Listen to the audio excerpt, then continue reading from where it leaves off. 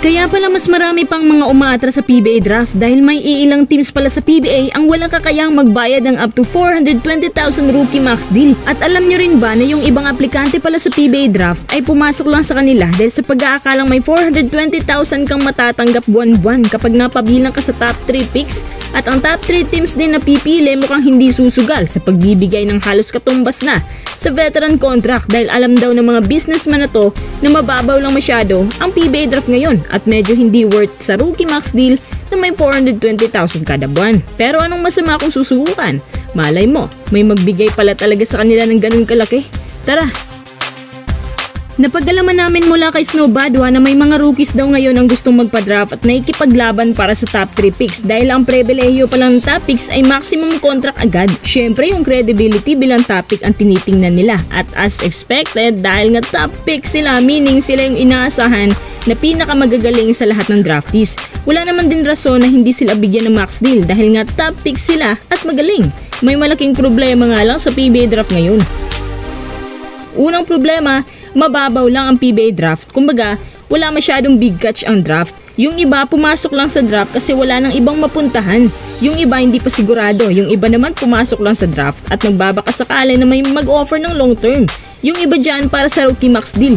Itong rookie max deal na sinasabi kadalasan binibigay yan sa mga top 3 or top 5 picks. Depende sa kanyang kakayahan. Kung noon ang top 3 picks minamax deal talaga agad para hindi makawala ng maraming taon. At dahil minax deal sila, malaki din ang offer ng team. Ang PBA teams ngayon nag-offer ng 420,000 kada buwan sa loob ng isang taon sa mga top picks. And actually, bumaba na nga yan.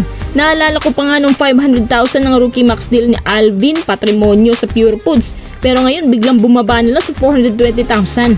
Pangalawang problema sa PBA teams na kukuha sa top picks, una yung Terra Firma, pangalawa Phoenix, tapos pangatlo Blackwater. Sa tingin nyo ang mga teams na to magbibigay ng 420,000 kada buwan?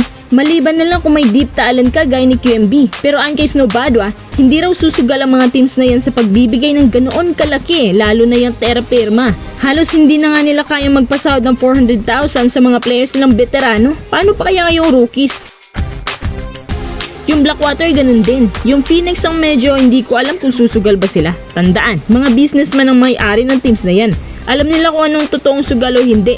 Sa pagkakaalam ko din, kahit noon pa man under Willie Marshall, ang mga teams na may top picks hindi binabayaran ng 420,000 kada buwan. 250,000 lang ang alam ko na binibigay nila. Kaya pala si Dave Ildefonso hindi na tumuloy. May ibang rookies po ngayon ang dismayado at medyo nagdadalawang isip na tuloy sa draft, pero hindi naman lahat ng teams walang capacity makapagbayad ng ganun kalaki. Kapag ikaw yung player na napuntang SMC or MVP teams, maswerte ka kasi yung rookie deal nila hindi kasing baba ng independent teams. May ilang mga UAAP at NCAA collegiate players ang gustong magpa-draft din, pero umatras dahil sa malaki pa raw ang tinatanggap nila sa collegiate league kumpara sa pro. Alam nyo, dapat nga na mas heavy guts ang PBA draft ngayon kasi paparating na yung kanilang season 50. Kesyo, bago ang season 50, ang dami nangyaring unusual. Ang daming players ang lumalabas. Ang daming young talents ang umaalis ng bansa. Tapos pinapaban pa yung mga players na gustong umalis sa PBA para mag-overseas league. Mas lalong nagpahina ito sa PBA at mas lalong walang gustong pumasok kasi nga takot ding maban. Sayang, si Kobe Paras papasok na sana. Pero after na sinabi nilang bagong patakaran, umatras.